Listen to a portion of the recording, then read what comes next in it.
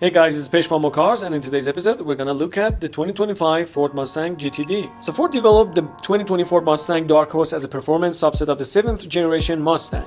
As part of lofty racing plans, engineers use it as the base to develop the Mustang GT3 to race in 2024, with eyes on earning a 24-hour Le Mans GT class trophy with a pony car. And now, the final side to the series production Mustang Triangle is known. The team simultaneously homologated the Mustang GT3 race car via a 300,000 global street legal track monster, the 2025 Ford Mustang GTD, named for the North America IMSA WeatherTech Sports Car Championships GT Daytona competition class. The Mustang GTD will blast onto the scene with more than 800 horsepower. Ford CEO Jim Farley calls it sophisticated techno badass. You had us at badass. As per more trend, technically still riding on the 2024 Ford Mustang's S650 platform and sharing the floor pan, pillars, glass, general interior layout, and a few common parts, the 2025 Ford Mustang GTD is a very different beast from the Dark Horse. The GTD has a modified engine and 8-speed rear transaxle transmission and different braking and suspension. Surfaces were changed for better aerodynamics and to better evacuate heat. With its adaptive suspension damping and adjustable traction control,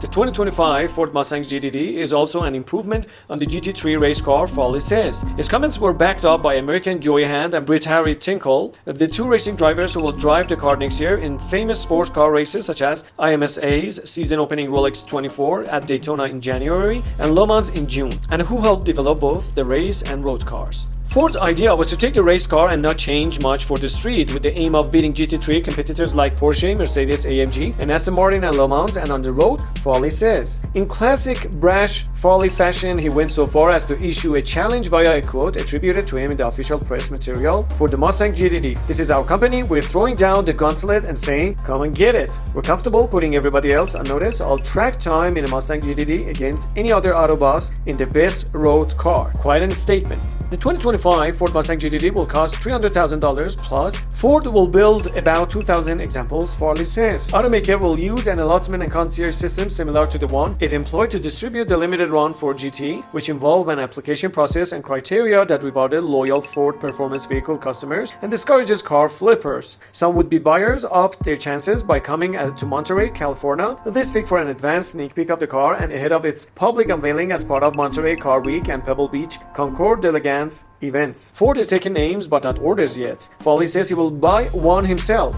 He will be in line after executive chairman Bill Ford, who gets number 1. Farley got number 4 of the GT behind some 4 family members. The CEO thinks GTD buyers will be those who already collect Fords, have a GT in their garage, maybe some other exotics, and are enthusiasts who value track days. The 2025 Ford Mustang GTD features a 5.2-liter supercharged V8, a more powerful version of the engine in the GT500 with the dry sump oil system typical in race cars, and is mated to an 8-speed dual-clutch rear transaxle gearbox controlled via paddle shifters. Horsepowers will be more than 800 and the engine's redline exceeds 7,500 RPM according to Ford. The V8's output far exceeds the Dark Horse's 5-liter Coyote V8, which makes 500 horsepower and 418 pound-feet of torque, and it also easily outguns the GT3 race car, which punches out its naturally aspirated V8 to 5.4 liters for durability, but is capped by racing rules to somewhere in the 500 to 550 horsepower ballpark. Jim Bombeck, Ford's Vice President for Product Development, Operation and Quality, says the supercharged 5.2-liter is the right engine for the GTD based on weight, packaging, efficiency, and performance. The decision to go with supercharging was settled on quickly in the development process. He will not yet give 0 to 60 miles per hour and other performance figures, but he says Ford targeted sub-7-minute Nürburgring Nordschleife time. Quite a statement indeed.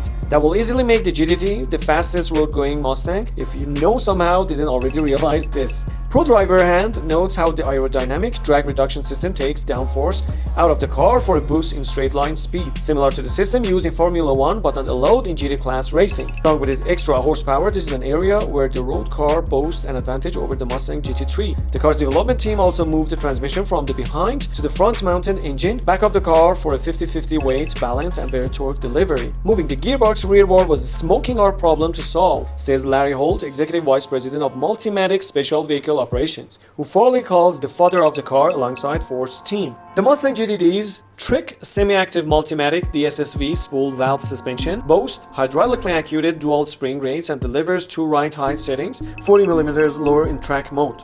Farley says it will give you a 15 to 20 miles per hour faster top speed. The adaptive spool valve damper technology also keeps the car from bouncing up and down excessively on rough tracks and roads, Hand says.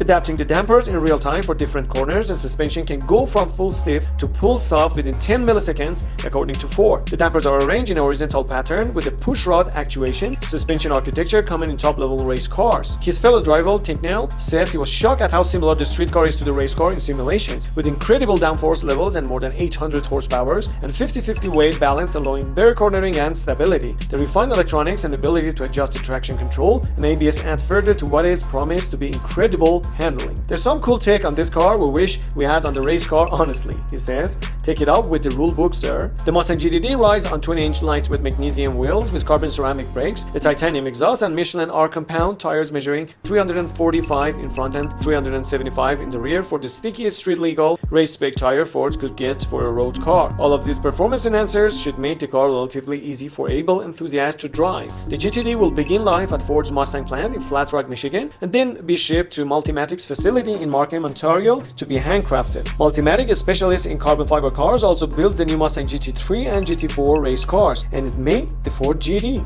Wow. Some crash testing will be necessary, but not the full slate of tests, Bombig says, because the car uses the same basic structure as the S650 Mustangs, which have already been tested. The first examples are expected to arrive in the late 2024 or early 2025, and customers can have them painted any color they want. While there has always been a progression to the Mustang lineup that amps up performance, Foley says the 2025 Ford Mustang GTD is not part of the trajectory. This is a complete right turn. This is about taking on European elites as a complete underdog. We believe that as everyone leaves this segment, we want to be seen as an American company everywhere the car is sold around the world. We're unapologetically American. From what we see of the Mustang GTD, there's less than zero reasons for Ford to be sorry about what is done here. So this is it, guys. Concise and precise as always. If you like our videos, please like, subscribe, and hit the notification button to all. Stay tuned.